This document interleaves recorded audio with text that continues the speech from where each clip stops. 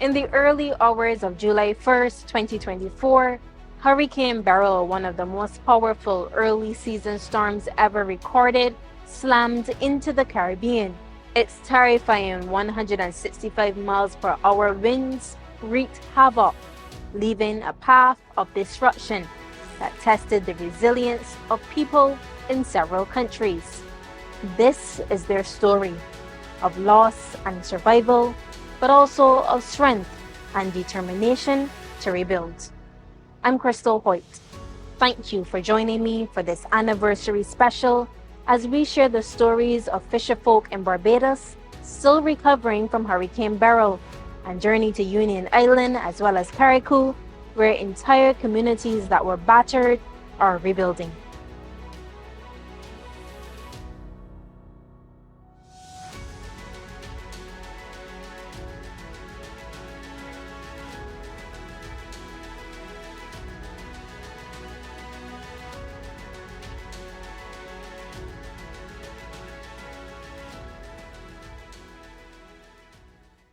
Beryl's storm-force winds sent the surging sea crashing into Barbados's coastline, here at the Bridgetown Fisheries Complex, where hundreds of boats were brought for safekeeping. 240 did not survive the storm surge.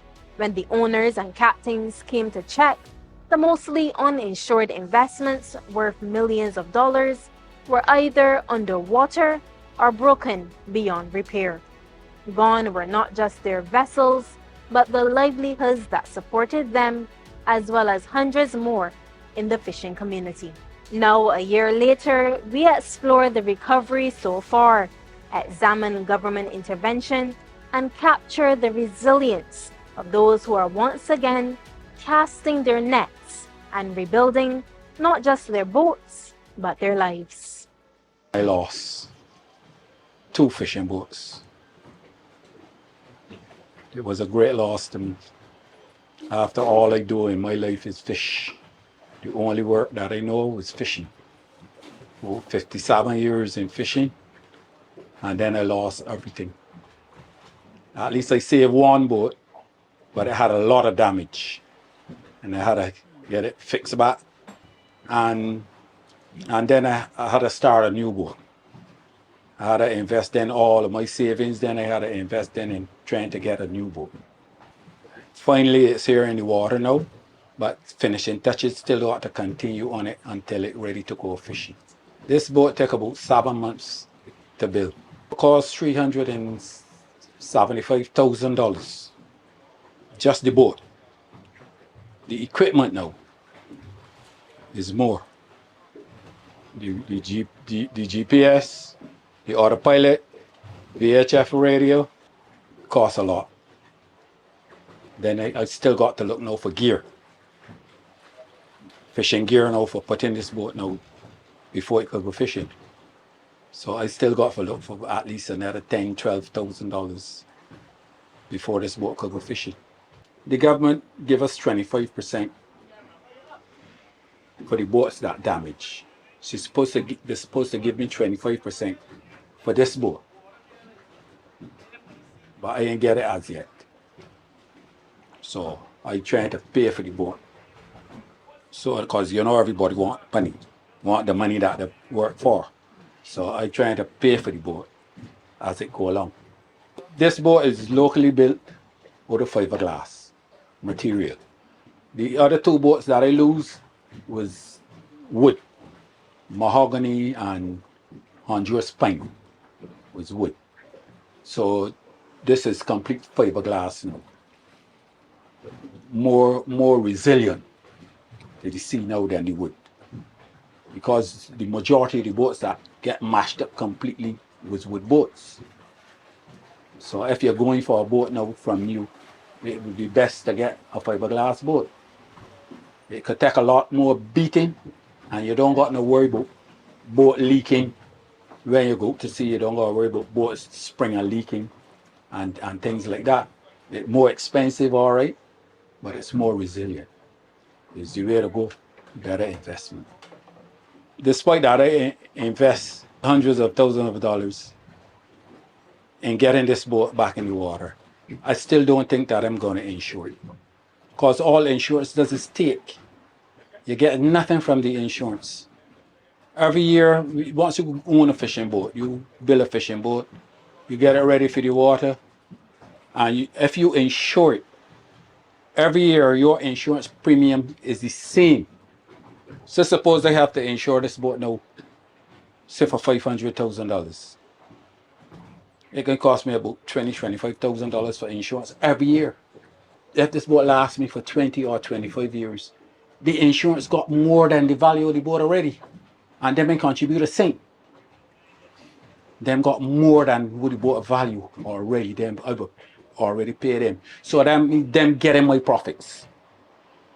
If I put that money in a savings account, belong to the boat by itself, and something happen with my boat, after 25 or 30 years, I sure have as much money that I could start another boat again. Whatever happened will be my loss. I will go along with that. It will be my loss. Let me lose than to give away.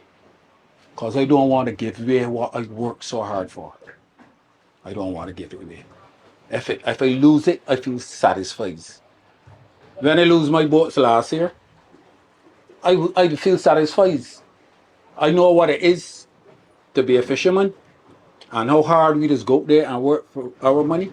So I more prefer to save my insurance money every year, put it in an account or save it somewhere, and I would know I got something that when something goes wrong with my boat, I can fix it off my own. Last year, we hear people coming on the radio say, you should haul the boat out the water. You can haul a little Moses out the water. You can haul a small boat like that out the water. But what about boats like this? And boats that are bigger than this? You can't get them hauled out the water because you can't get hung screen as you would like. I wouldn't say that we're better prepared as yet because the breakwater ain't finished. That you can go back in the complex as you please because it ain't finished. So if something happened later on in the year and that ain't finished, you still ain't really got much places to go and hide. However, Barbados' Chief Fisheries Officer, Dr. Shelley-Ann Cox, shared that the breakwater will be completed by mid-August and gave an overall update on how government has responded. Reflecting on that catastrophic day back on the 1st of July 2024, the fisheries sector received extensive damage, not only at the Bridgetown Fisheries Complex, but Oystons, Sixpence Bay and Paynes Bay were also impacted. We, of course, saw a lot of coastal erosion on the south and west coast. But where we are today, we can see that the breakwater in the background suffered significant damage, as well as the walkway jetty that was along that breakwater. This, of course, is being repaired and funded through the World Bank's project called the Beryl Emergency Response and Recovery Project. That is just one of more than 10 initiatives where private sector, civil society, and government have been working hand in hand to foster a blue recovery for the fisheries sector. Of course, this project is, the project itself is total at 54 million US, of which repairs and, I would say building out climate resilient structure for the fisheries sector is more than 30 million of that 54 million. We since had, of course, other smaller projects looking at climate proofing structures, and of course, we are working towards steadily improving the adaptive capacity of fisherfolk through training as well. And speaking of climate proofing, what steps are being taken to improve disaster preparedness? Well, we have been quite proactive with trying to update our fisheries sector disaster preparedness and management plan. But we thought that it would be ideal to have a position, a contractor or dock master, who would not only be working in coordinating and managing the fisheries complex, including zonations, berthing, and so on, but also will be responsible for leading the disaster response. Since he would have joined us on board, we have produced and publicized our fishing vessel relocation plan. You can hear it airing on the radios right now, but that plan was developed by liaising with several actors, including private sector as well, in terms of where we can safely place the boats if an impending weather system is coming. We've also worked, as I was talking about, the projects, programs, and initiatives on training, building the adaptive capacity of the fisherfolk. So Red Cross would have conducted training. We're working with DEM under the World Bank project as well, where there will be improvements to the early warning system, but they also will be training for district emergency organizations. 1 year after Hurricane Beryl, what support has government provided in terms of resources, financial aid to those impacted by the hurricane? The same day when Beryl struck, the government was on site and there was a meeting called. And before we left that day, we had crane operators on location to start the salvaging operation and I would say the relocation of boats to the temporary boat yards. And then, of course, on the 2nd July by 6:30, the crews were working again. And this, of course, as I was saying, in terms of public-private partnerships, was very key to that early and rapid response.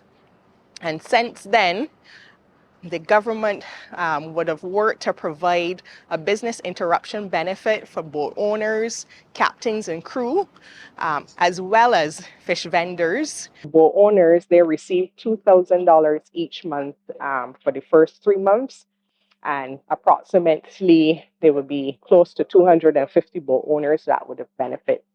And then we have captains and crew members both received $1,500 per month for 3 months, or those that qualify for 6 months.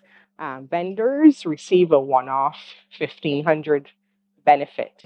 Government worked very closely with Red Cross and the World Food Program to provide cash assistance for persons in the sector, including boat agents as well, and other persons playing other roles in the sector. We also launched a fishing vessel repair rebate at the end of August to provide a grant based on the damage that the boats that have been impacted would have. And that those repair rebates, we had over 160 applications, and we've now paid out about 125 of those repair rebates. During the process as well, other private sector and civil society actors would have sponsored the relaunching of vessels after their repairs, with some persons making significant contributions, paying for over 40 to 50 boats to be launched. We also would have collaborated with others in terms of providing materials, fiberglass materials, wood, to be able to assist persons to expedite the repairs. So that was coordinated. We worked very closely with Barnufo, the Fisherfolk Union organization, and with the fisherfolk associations at the various landing sites to determine beneficiaries and ensure just distribution. Dr. Cox, thank you for making the time. While government played its part, opportunities were also presented for private sector involvement. This last year has been interesting because you saw a real banding together of tradesmen and even fishermen joining in to repair boats. So the fact that we have gotten so many boats back into the water has been nothing short of, phenomenal, really, to see so many boats back in the water. And this boat, Cliverson, this will be the first boat that has been a total rebuild since Beryl. It was built by the company BNF Marine at Brayton St. Philip. Was done with all local labor. I think the exciting thing about this and the thing that made me most happy is the amount of new people that work on this project. After Beryl, every trained experienced workman was probably busy in the boatyard doing other work. We had to take a team of inexperienced men along with, some trainers and take them to the factory and start this process. So this boat would have taken longer, probably about 7 months, when a boat would usually take us 3 months. But for us, it was training. It was training for the future. It was training for other disaster. So we could see at the end of this, the amount of effort we put into training, we are happy about. The time of construction was longer, but now we are also happy with the finished product, knowing that this is a boat that is a lifetime product. These are 100% fiberglass boats. There is nothing on this boat that is going to rot or degrade over the period of time. So when we do this product and it's finished, we are always happy because we know what we have put in the water. The biggest challenge has been the work area. I mean, the factory we are at, it is not ideal right now, but we had to start. Before Beryl, there was a kind of lull in construction because there was not the demand for the new boats. So when we started with a facility that was not completely ready. So that would have been the initial challenge. Shortage of material, no. What we know now is the supply chain, you must order a lot earlier. Years ago, engines would be in stock. Transmissions would be in stock. This time around, if you need a transmission and you need the correct ratios, each individual boat is particular, where the transmission is different depending on what you want to get. So that has been our hardest thing in terms of supply chain and having to order ahead. So you have to order and purchase things ahead if you want to get them on island, because these things do not retail in Barbados. So they all must be sourced from overseas. So Beryl was a crisis. It made us dig deep. Always you shouldn't waste a crisis. But the legacy of Beryl must be, I think will be, this opportunity to really get this boat building industry in Barbados back up. The opportunity now to export boats. We would have exported boats to Trinidad and Grenada. I mean, we do have some interest now from places like St. Kitts. And I think what we are putting into the industry now, and the training, and hopefully over time, not immediately, over time, we'll be able to lower production costs. We know we'll be very competitive in the regional space. And so instead of boats having to come from North America, we definitely know the quality is here, but the price factor has always been a challenge, and the ability to get out boats quick enough. But we think now the legacy of Beryl puts us in that position that we really can go into that regional space and compete. We'll take a break here, and when we return, we follow Hurricane Beryl to Union Island. Stay with us. Here on Union Island, residents experienced the full fury of Hurricane Beryl. Entire communities were flattened, forcing families to flee with what they could carry, some taking only the clothes on their backs. A year later, we've returned to the southern Grenadine island to hear from survivors about the rebuilding, speak to a private investment group that has donated close to $25 million US, and get a sense of the challenges in the shelter and healthcare sector. This is Union Island. The resource center was meant to just be temporary housing, but for many, it's become home. Since Beryl, we ain't having no help at all. No help. That's Chanel Francois, a 29-year-old mother who has lived here this last year. She says it's been tough. It was like hell in the shelter.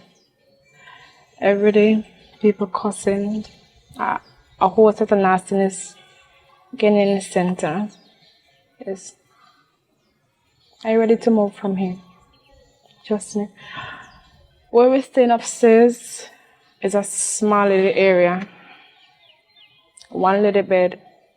And the three of us have to stay on the bed every day and every night. With a young child and little to no water, she's at her wit's end. All the tank them is empty. There's no water. Some people are getting help, some is not. It is unfair. If I do here, to get money to buy stuff for my child. Sometimes the father was sending around like $100 fishing. Yeah. Otherwise, on that, I'm not working, nothing. So I just try to help myself as a mother. I try all over to get a work. But life is just hard. I wish I had a house to myself and life will go easier for me. That's all I want. People weren't only displaced, critical services were also disrupted.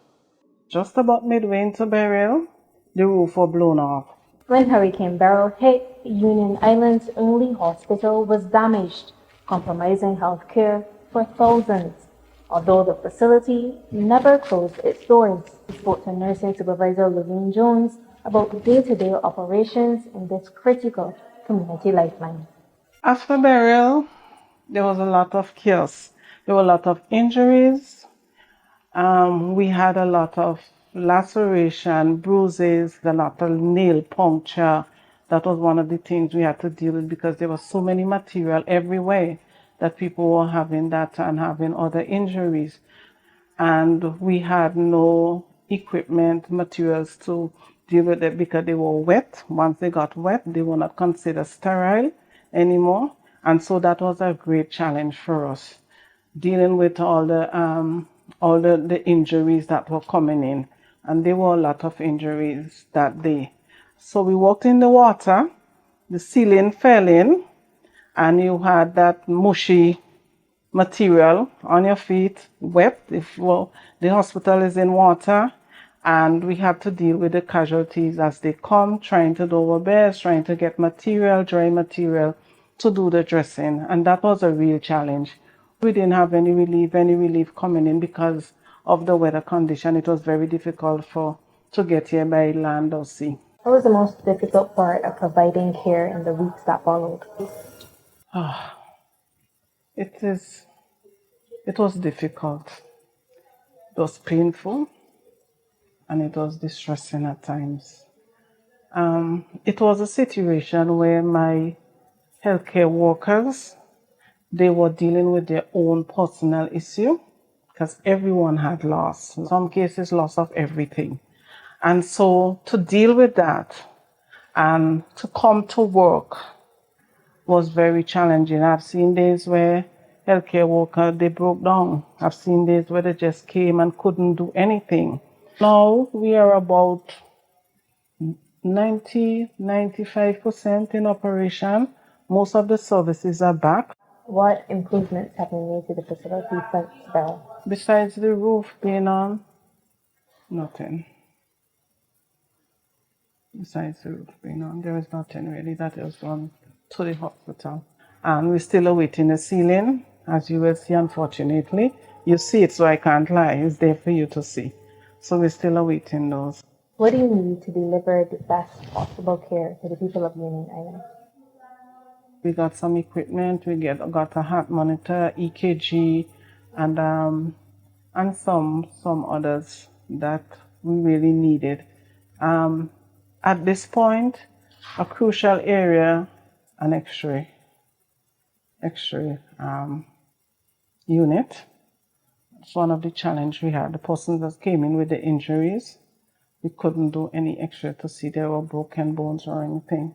And if we had that, at least we could look at simple X-rays, and at least we would have been able to better manage persons who had injuries with broken limbs. So I would ask for that top of the list. Top of the list, simple ultrasound machine. We can give us a little more insight as to what is happening inside. We had a young man who died, and there were internal bleeding. You couldn't see that you can look at signs and symptoms that may indicate it, but as to give you a true picture as to where it's coming from and so on, we can't do that from our naked eyes. So that will be very helpful to us at this time. Coming up, we'll hear from Prime Minister of St. Vincent and the Grenadines, Dr. Ralph Gonzalez. Prime Minister Gonzalez, thank you for making time. Thank you very much for coming again. Happy to see you. How would you describe this last year post Hurricane Beryl? It has been difficult and challenging, but extraordinarily rewarding because we have made immense progress. Before we get to progress, I want to talk about loss and damage. How much has Hurricane Beryl cost the government so far? The damage and loss occasioned by Beryl amounts to roughly 1 billion Eastern Caribbean dollars. Just over 30% of our gross domestic product. Housing alone is a number in excess of $485 million in damage and loss. Other things, but that was the biggest ticket item. We have done over 4,000 houses in a 10-month period. Now, I'm talking about the houses which we have had to rebuild. We are not talking about the schools, the clinics, the hospital in Union Island, the airport in Union Island and in Canawan. All of these things. And you go to Union, when you went to Union last year, you would have thought it would take us maybe 5 years at least to come back to some sense of normalcy. But we're pretty much returned to normal. There was no electricity at the end of Beryl. All the poles were down. The electric plant had been smashed. Same thing with the water systems. All those were restored. You spoke about returning to normalcy. I visited the shelter, the resource center in Union Island, and residents who were displaced by the storm, a year later, are still living in the shelter. How long until you think you'll be able to rehouse them? There's a small number of persons. The Learning Resource Center in Union Island, you probably have maybe 20-something persons there. The number when we started was over 100. Many of them have gone back into houses which we have repaired. Some of them left there and came up to St. Vincent and living in touristic accommodation.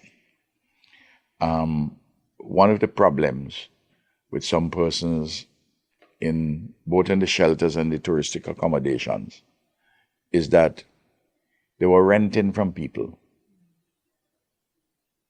And those houses have been, many of them have been repaired. But the landlords don't want the persons who are tenants to go back in them. So I have to find houses, people occupying those houses, but not the same persons. So I have to build houses for these people. But the problem in Union Island, I've done more of those for persons coming out of the shelters. We don't have a lot of, the state doesn't have much land down in Union Island for housing reconstruction. That is to say in the villages, in Clifton and Ashton, for instance. We have identified 3 parcels which the chief surveyor is dealing with the owners to purchase them, and we will build houses on those. We also have had to take care of people who have evacuated from the southern Grenadines to St. Vincent. Just over 1,000 persons in 250-odd families. We have them in touristic accommodation up here, hotels, guest houses, apartments. We pay their rent, we pay their electricity, we pay their water. In some cases, we pay the internet, provide with food, provide with support monies. We have about 5,000 and something persons, number would approach shortly 6,000. We've been giving them $600 each a month, the heads of households. Out of Union alone, 1,555 of such individuals. We borrow money and give the people because I want to take care of them. How many houses have you been able to deliver so far, repairs and rebuilds in Union Island? First of all, let me just tell you, viewers, we had about 1,300 houses in Union Island, almost all of them. Every single one was damaged or destroyed. And we have done maybe 60%, 70% of those houses repaired and rebuilt. But for the rebuilding, the numbers which we have rebuilt from scratch is a much smaller number, probably 60, 70, because the bulk of them lost their roofs and nothing was wrong with the rest of the structures. So we put on back the roofs and doing the electricals, the plumbing, and have to do naturally windows and doors. Some residents say private investors like the Gumbalimo Group are moving faster than the government. Union is split in two. The government is rebuilding Clifton and the group is responsible for Ashton. What is contributing to delays on government side? Well, on both sides you have delays of materials. And Gumbalimo has been doing a good job. Gumbalimo Group is an NGO group put together by a friend of mine who is a wealthy businessman in Ganawan, Mr. Ian Wace. And he has done remarkable work. And through him, we have gotten the Romanians who work very, very well. But we have done in Union far more houses than the Gumbalimo Group, objectively. But they have been quite helpful. But you know, Union Island is an island where you have, traditionally, Union Island is opposition territory. And depending on who you speak to, if they're tinged with opposition perspectives, they'd want to downplay the achievements of the government. But the fact of the matter is that the government which brought Gumbalimo is the government which is transporting workers there and feeding the workers. It is the government which is doing some public buildings and Gumbalimo helping with others. So, and we are working very close to one another. I spoke to John from the Gumbalimo Group, and it was him that told me that already on Union, between January to May, done 160 roofs. That's possibly that they have done 160 roofs. But when the roofs are done, we have to do electricals, we have to do plumbing, and we have to do windows and doors. It's a partnership. Yes. I'm glad that you mentioned the political side and the fact that it is an opposition territory, island more so. And to tell you how I function, that doesn't stop us and will never stop us and should never stop us from spending hundreds of millions of dollars to bring back Union Island. Are you saying that complaints from residents that aid is being politicized are false? Absolute rubbish. Absolute nonsensical. Total rubbish. And on that note, Prime Minister, we'll take a break here. Stay with us. Prime Minister Gonzalez, what has been done to restore and strengthen key infrastructure, electricity, water, schools, and healthcare across the Grenadine Islands? We have repaired extensively the Union Island, reconstruct the Union Island Secondary School. Stronger than it was before. And in the case of the Stephanie Brown Primary School in Clifton, where we worked along with the Gumbalimo Group, and that also has been done in a far more resilient way than hitherto. You go up, the same thing in relation to the hospital. You go to the clinic. You go to the old RRU building which Gumbalimo enlarged. And we worked on it together, but they were the ones mainly there. And that's far more resilient, built in a way different, better than ever before. In the case of Vinlec, what we had done at the moment, we put the generators in, and we had to, now to get back electricity quickly for people, we had to put the generators in containers and tie down the containers, run them. And we have to build a new power plant. We couldn't build a new power plant in July. You had the hurricane, and all the poles were down. Every single pole was down. We had to put back all the poles on all over the island, and we had to put in generating capacity, and we're doing it bit by bit. And between July and January, we had restored electricity to the whole of Union Island. Of course, we restored it quicker in Canawan because the damage was done less, and so to Myro.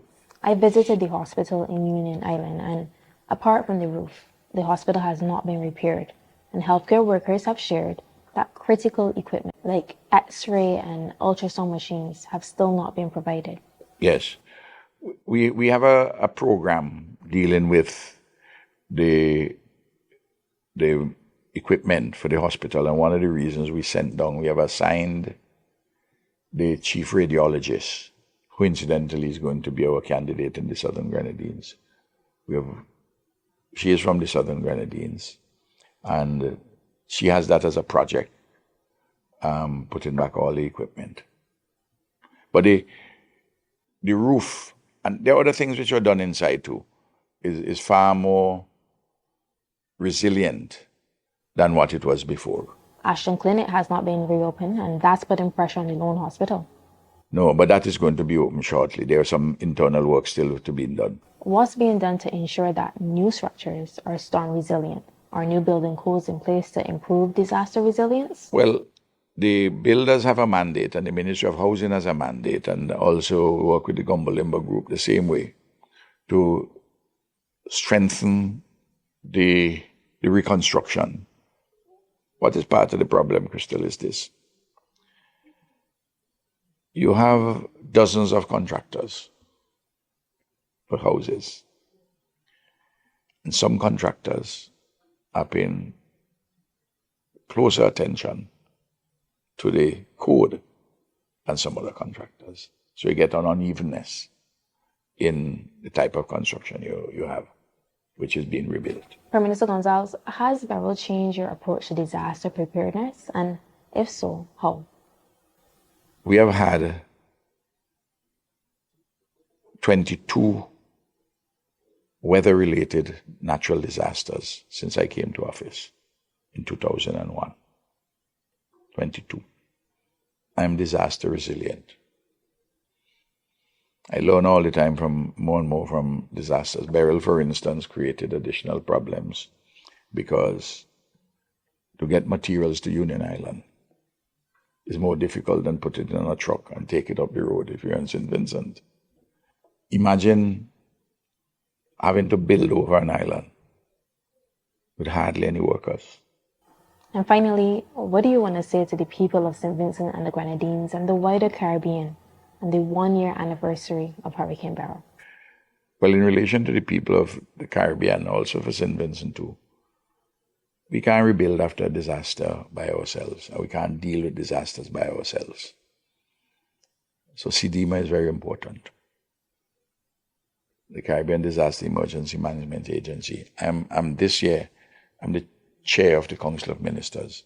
On Friday, there's a meeting of the Council of Ministers in the Bahamas. I'm very, very busy. I have a lot of things doing, but I have to leave here and go to the Bahamas because I have to be part of that conversation, to chair that meeting. Because when I do work in CDEMA, is work I do in St. Vincent and the Grenadines. In St. Vincent and the Grenadines, for us to continue to work together, don't allow any kind of division to come between us as we are rebuilding. Some of it is inevitable. Later this year, we're going to have general elections. So you know that some persons are positioning themselves, have a job to do, carrying out sensible policies. And good policies are always good politics, and that would be rewarded. Prime Minister Gonzalez, thank you for making the time. Thank you very much. When we return, we talk to one woman fortunate enough to get her roof replaced. Describe the moment where you realized that your home was gone. Something fell on the roof, and like air get in the bedroom, the glass started to shatter and everything. So we ran down in the bathroom.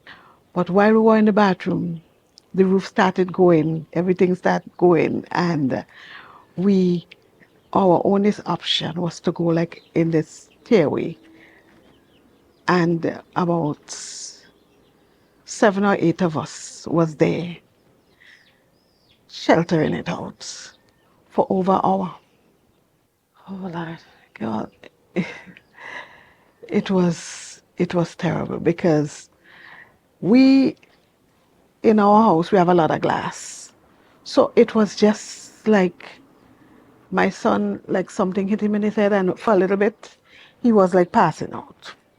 Everything coming down, and all this cabinet was glass, so everything just hitting, door hitting, so you're just hearing the glass shattering.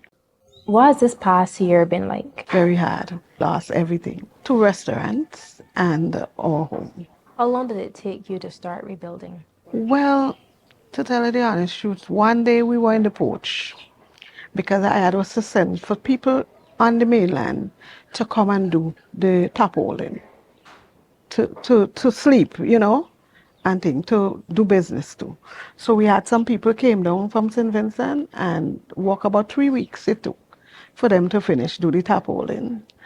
And then one day we were in the porch and I saw John stop in the vehicle and we waved and he said, come. So I went and meet him. So he said, can you take me to your house? I said, yes.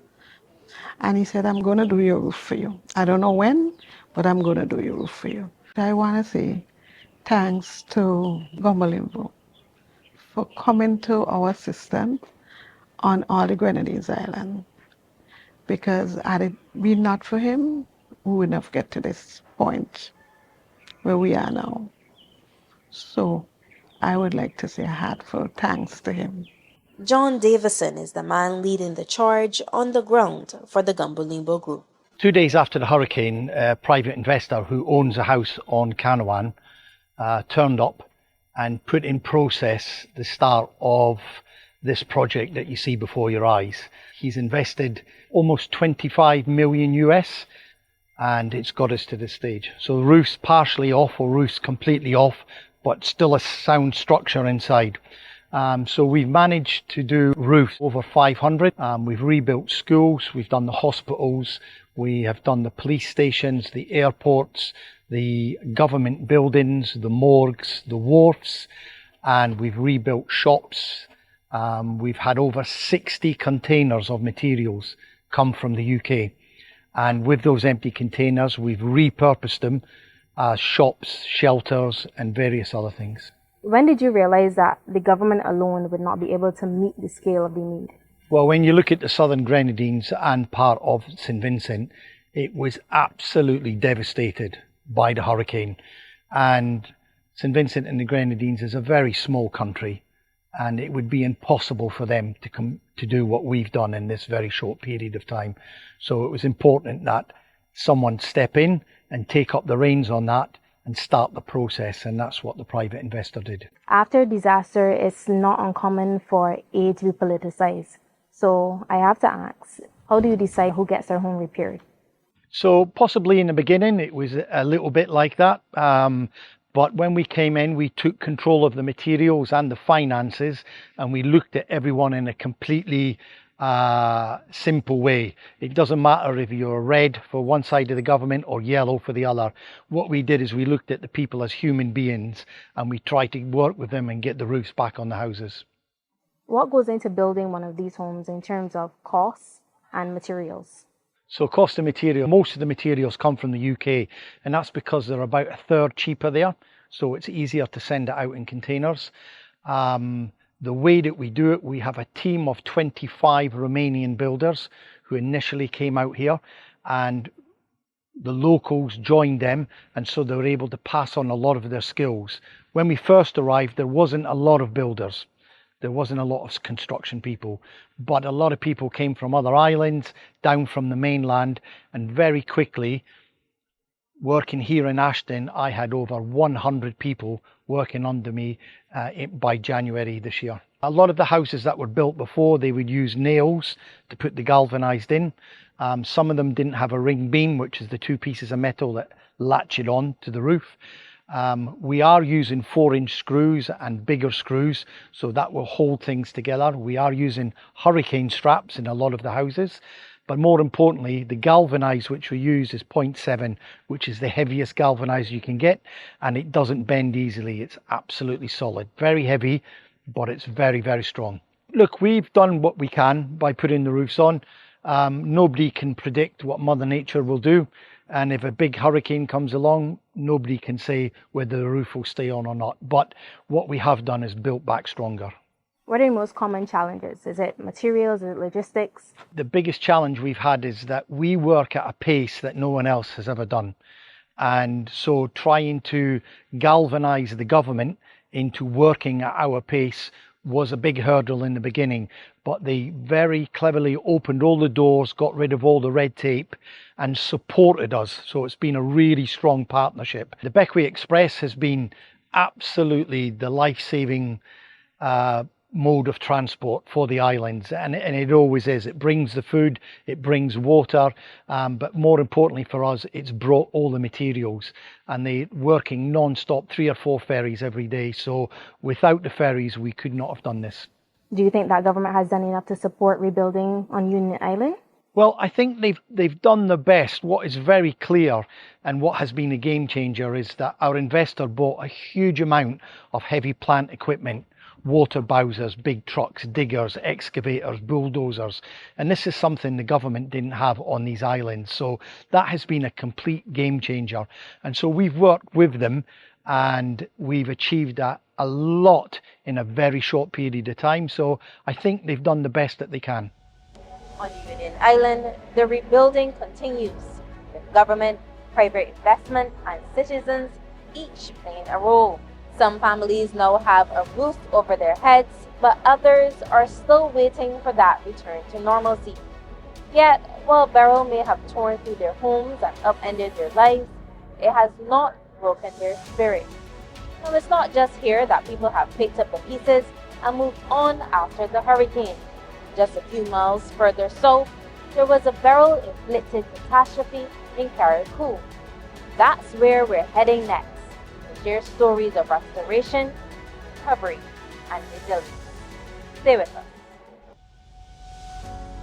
In just a matter of hours, everything changed here in Carriacou, Petite Martinique, and parts of mainland Grenada when Hurricane Beryl made landfall with terrifying force, especially in Carriacou. From the hills to the coastline, the destruction was total. Homes stripped to their frames, schools flattened, and entire communities plunged into darkness. 1 year later, this island is rebuilding.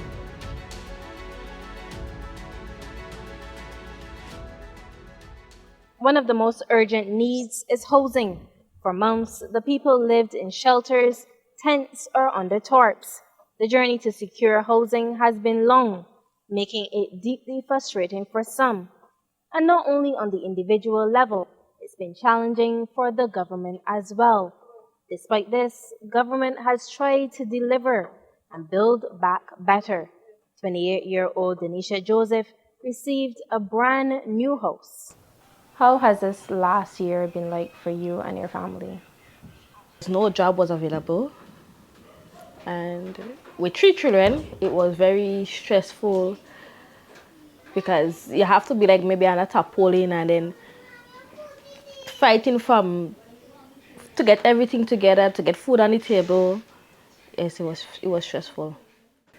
We was fighting to build back at the time, and then when I find out that we get in this house, I was happy. So we are so grateful for here. We starting cleaning up, starting volunteers to do whatever little that we could. When we moved in, we was kind of at peace. And then we start getting ourselves back together, start back to work. Yeah. If you could say anything to government, what would it be?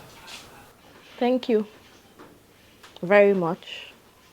Not for me, Because for me, I could cope with anything, but thank you for my children, for helping my children. When the winds died down and the flood waters receded, another crisis quietly unfolded. There was no electricity to power anything, leaving families without service for months.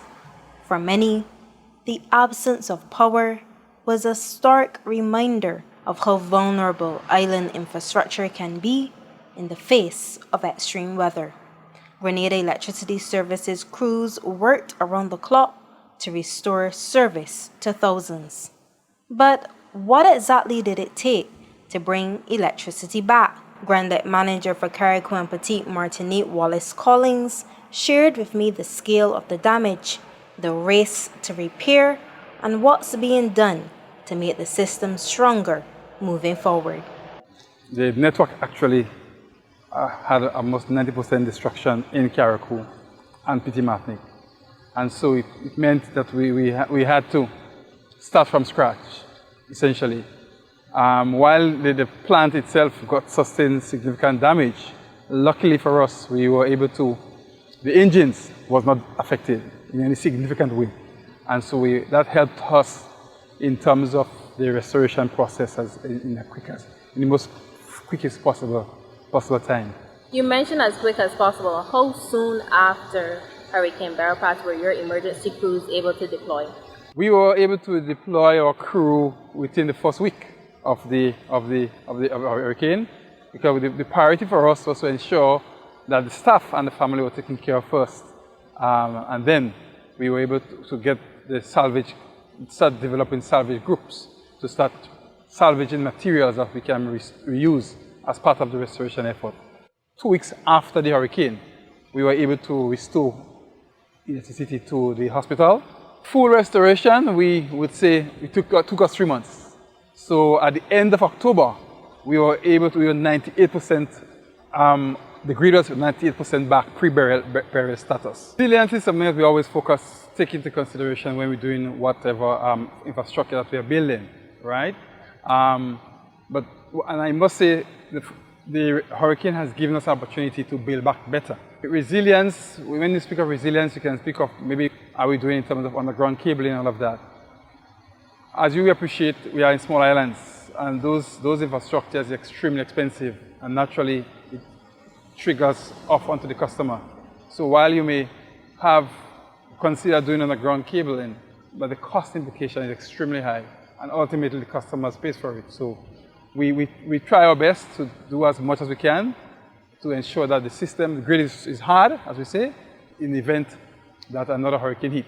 The damage that we sustain Beryl may not be as hard as it would be for another hurricane. But I say we are in the hurricane zone, and if the hurricane continues to be stronger, naturally you can plan as much as you can. It's something that we consider about. I know the government is the majority shareholder, which is the government of Grenada, is very committed to the process, and so is the company. And so I say we are doing as much as we can to make the system as resilient as is with the finances that we have. What lessons have you learned from Hurricane Beryl?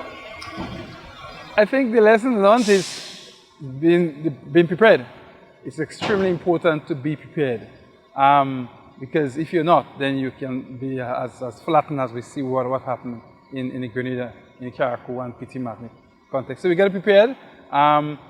What we can do in the future is ensure you have enough materials on site to prepare for the rebuilding efforts. Because of the smallness of our operations, you can hold so many. But I think that is somewhere we can improve in terms of ensuring that we have sufficient or enough materials to support the rebuilding process just in the event that you have to go through another hurricane of that level. The challenge that we had, I must say before even the crew get here, is finding where we're going to put them. Because with 98% of the room stock down, we were able to work along with the Grenada Housing Authority. So they were able to provide some housing for us at the Dumfries housing scheme.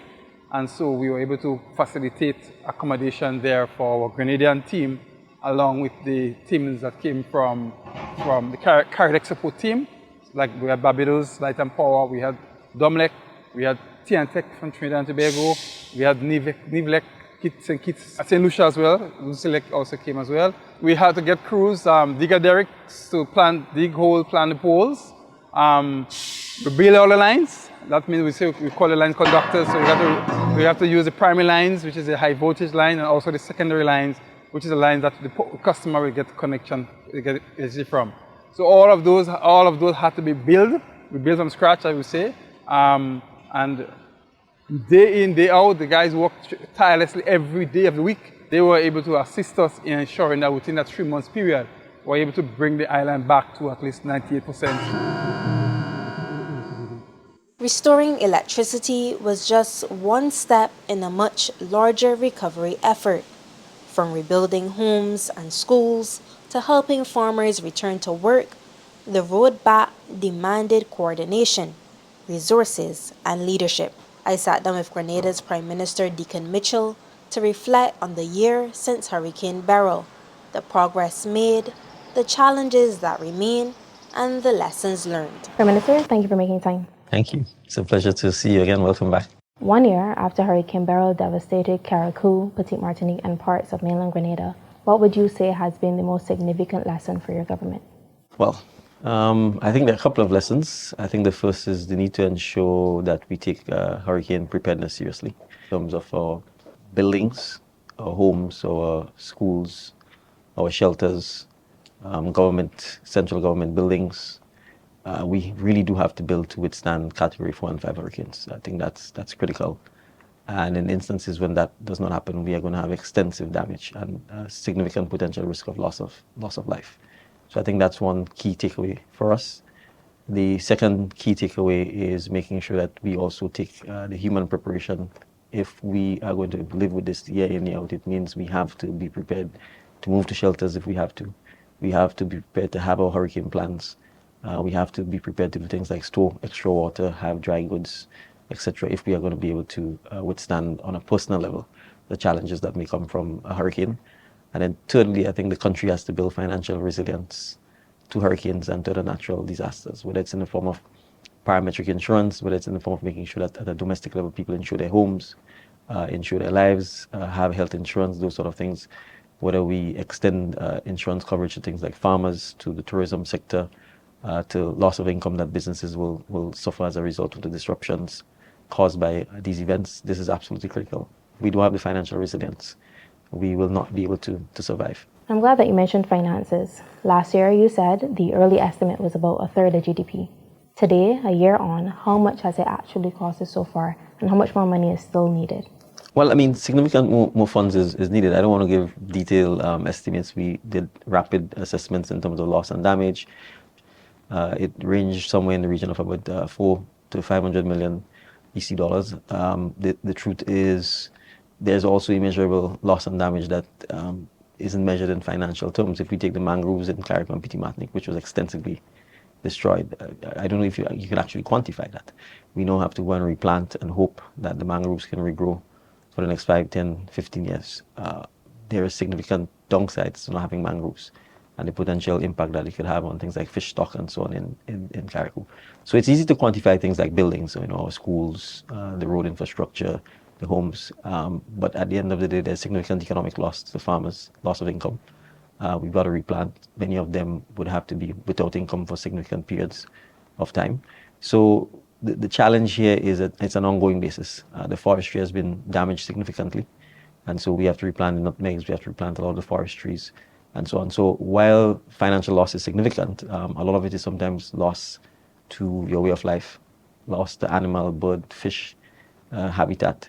And that also has a cost that takes a long time for us to get over. So I don't always want people to feel that we just think of hurricanes in terms of material loss and damage, but there's significant environmental and ecological loss as well. And then sometimes a more longer term loss where the hurricanes weaken structures that may not be obvious, the roadways, the bridges, and those sort of things we're also dealing with, because we had significant flooding in November as well.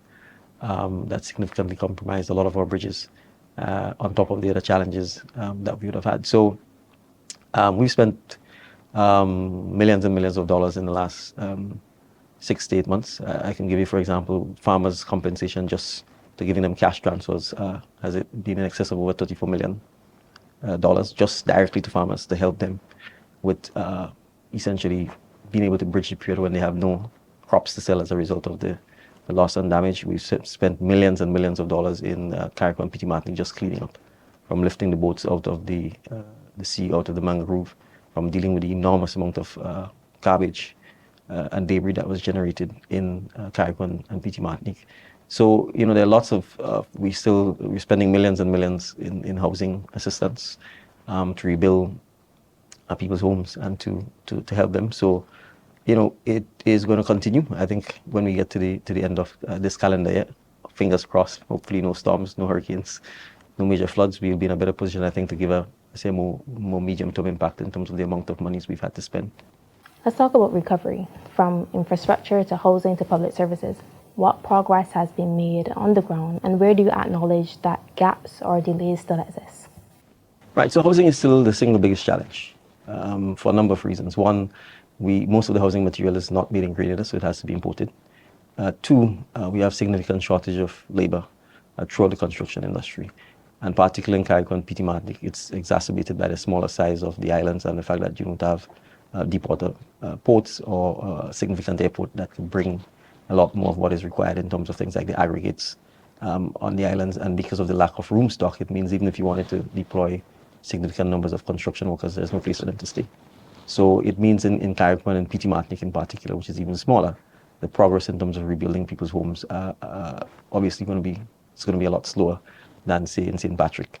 Having said that, we have had some significant, I think, improvement in terms of through the Ministry of Mobilization, Implementation and Transformation, MIT, Build Back Better Homes.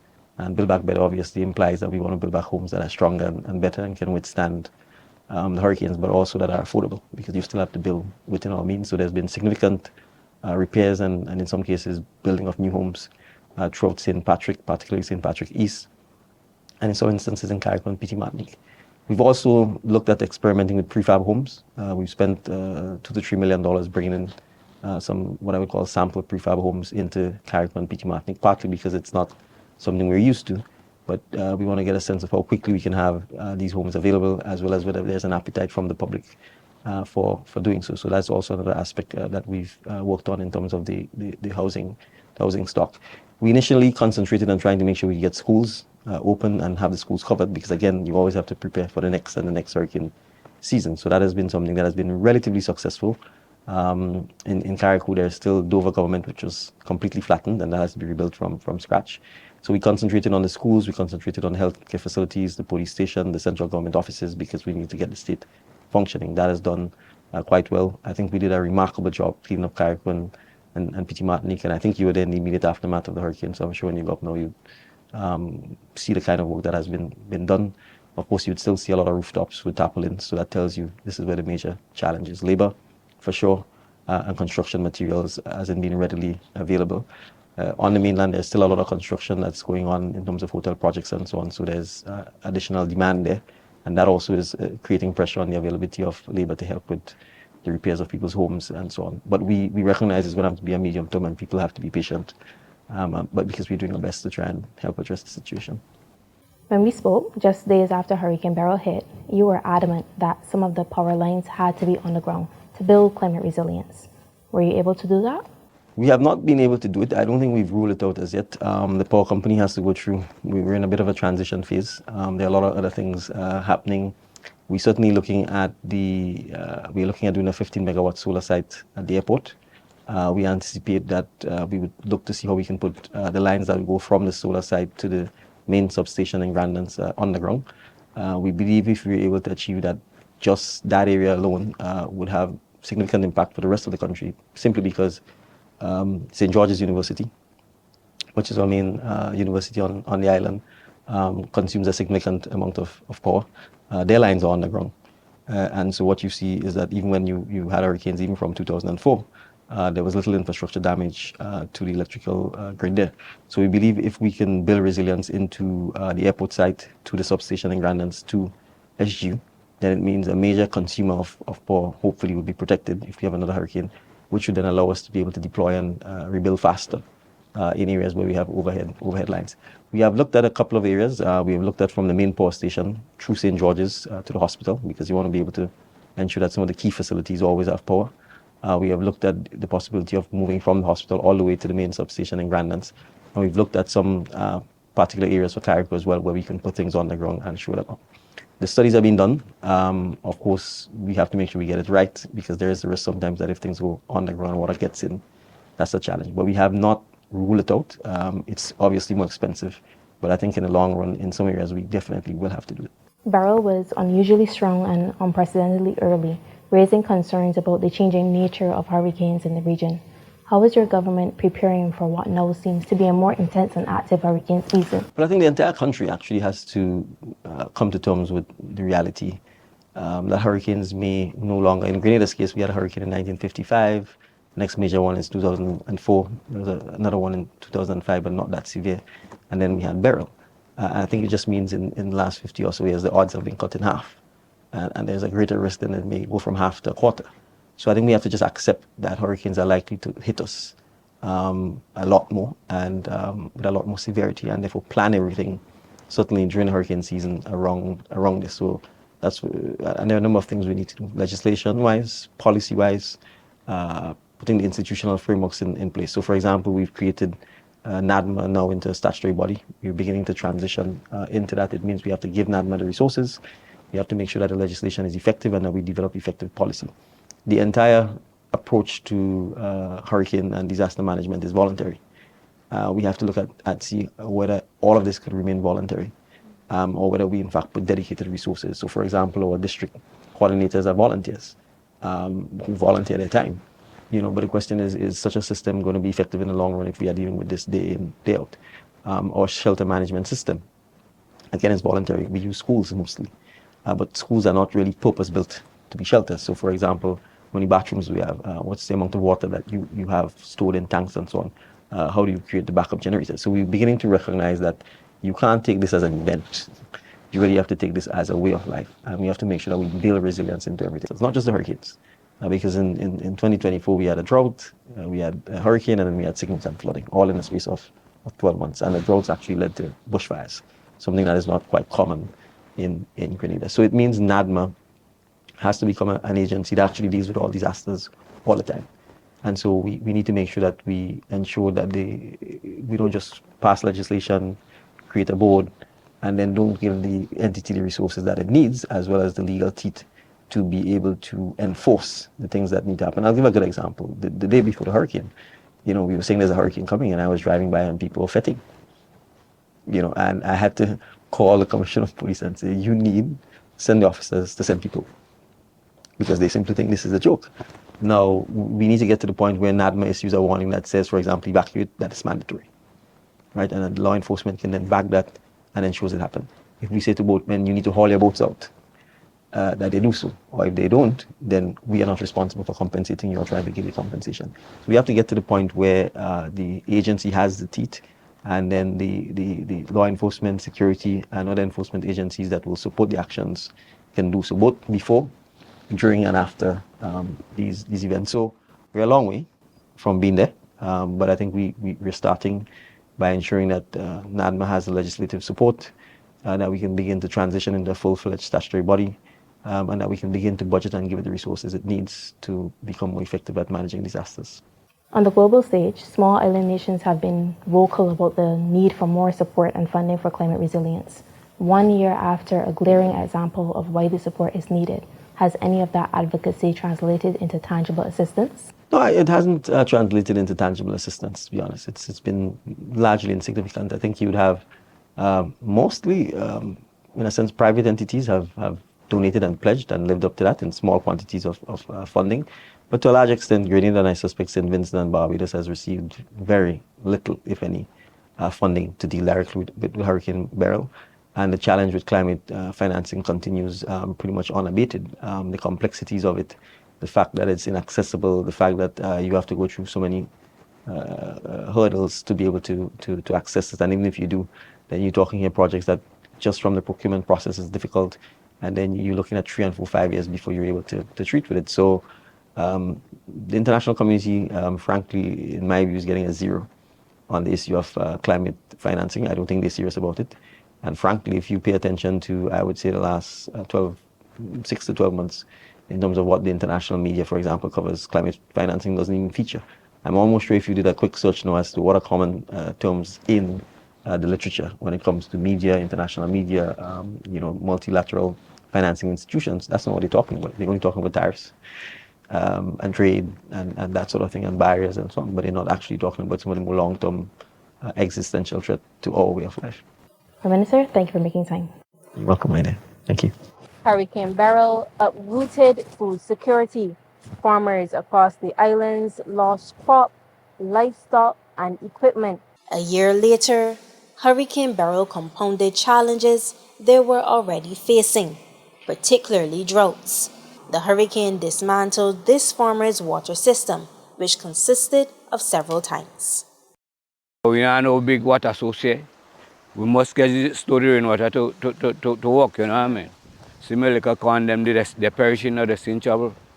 So the man just making preparation right now to plant up the food, you know. I plant a wide variety of crops. Wide variety, so you should know. Partly a little everything. Vegetables, watermelon, corn, peas, cassava, sweet potatoes, all of them things, you know. Tell me the impact that Beryl had. Wicked, man. Look, my shade house gone down. Look, the next one down there, it gone down. A wicked impact on us, you know what I mean? About $60,000 to $80,000 water damage. Hurricane coming again. I ain't even done rebuild yet. I ain't done brace up yet. But what I going to do? So much a little things ends to meet together. I just have to take my time and do it bit by bit. We ain't know what next to come. Because they say it will be stronger this time. They say climate change. Yeah. And I'm making me firing, you know what I mean? That's what we have to do. I have to prepare them kind of long journey food. Yes. Actually, after the passage of Hurricane Beryl, in terms of fence and destruction, like for instance in Carriacou, if you're not fenced like this, you can't get nothing. So it was a challenge in terms of stray animals, because as you could see all about the stray animals. So if you don't do this, so that was my greatest challenge after Beryl, to re-fence the land in order so I could farm. So it was tough. It was really tough after Hurricane Beryl. Even prior to Beryl, we had a very tough dry season. How has government assisted farmers post-Hurricane Beryl? Well, for me, I wouldn't say much hasn't been done. The government has tried their best, because it's been a challenge for the government after Beryl, to be honest. In our sector, it was a really, up to now, up to this day, it's still been a challenge. So the government has done as much as they can, but I mean, there is always room for improvement. Much more could be done, but the government has tried the best, to me, in my opinion. Coming up, business owner Leroy Charles shares about reopening.